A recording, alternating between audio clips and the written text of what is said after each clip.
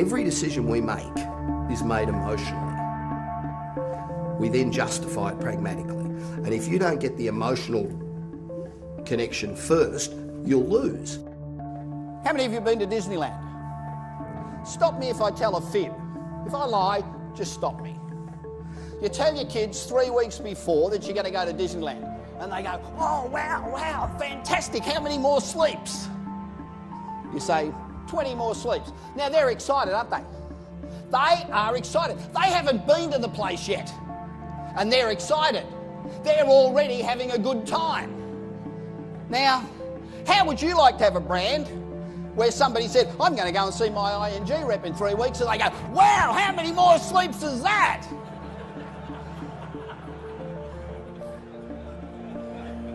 Why isn't it happening?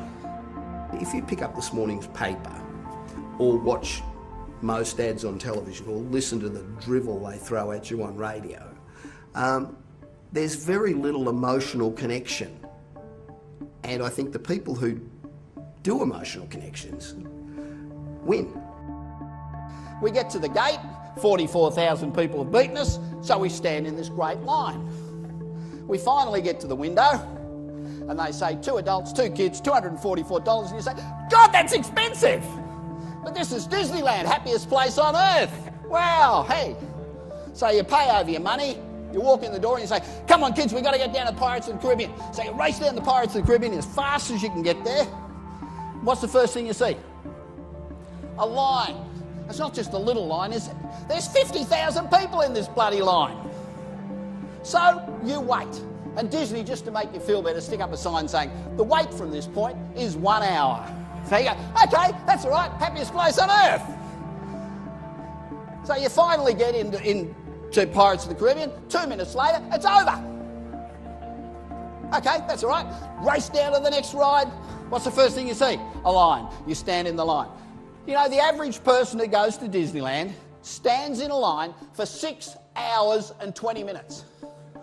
6 hours and 20 minutes standing in a bloody line. And what do you do when you leave? You say, wasn't that fantastic? I just enjoy being successful. I enjoy getting a result for whoever the client is, whether that be putting together a business strategy, or whether it's putting together a marketing strategy, or whether it's going out and knocking dead 1,000 people in the room. It's about achieving the result that you need to achieve. I've been doing this for a long time, and I work with corporations all over the planet. And we go in and we develop customer service policies, just giving every customer a great wow experience every time, and we change bottom lines dramatically. Not advertising, not promotion, not new products, just good, old-fashioned, bloody good service.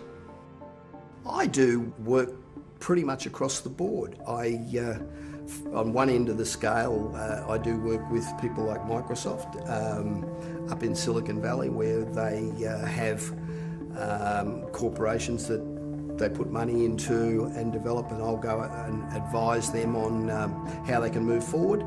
I launched Nexium in Europe for AstraZeneca. I think most of the corporations that I've been dealing with have been the big guys, although I'm getting more and more involved in helping small businesses, in fact, not necessarily start-up businesses, but early stage businesses where they may not have the business model quite right.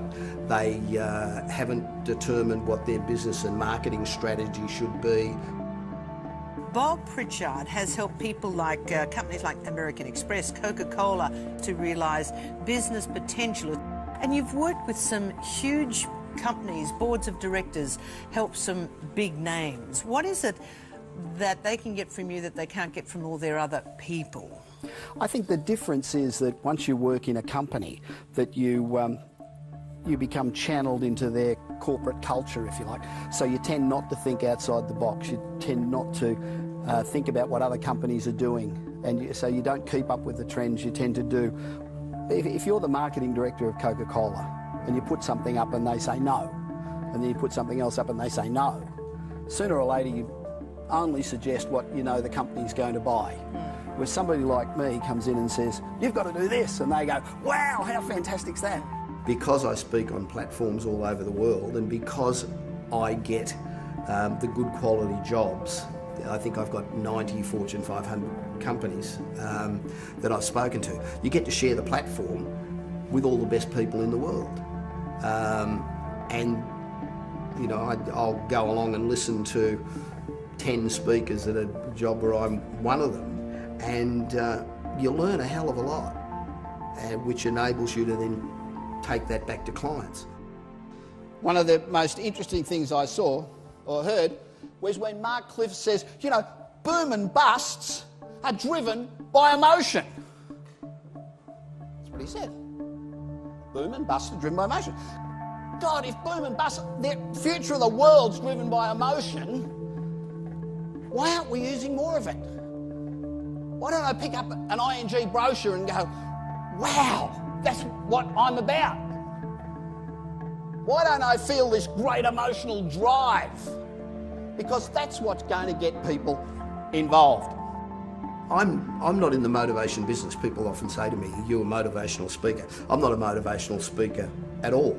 I'm a person who gets across a whole bunch of information that is as simple as I can make it so that they can walk out and implement it tomorrow, so that you don't get back to the office and say, geez, what do I do now? It's information that's practical, logical, you can implement tomorrow. And hopefully it's entertaining and motivating. This world is full of good people, and if you want to be the best, you have to put in the yards. And there's no shortcut to success. Hard work, hard work, hard work. They're the three keys. They're the only three keys.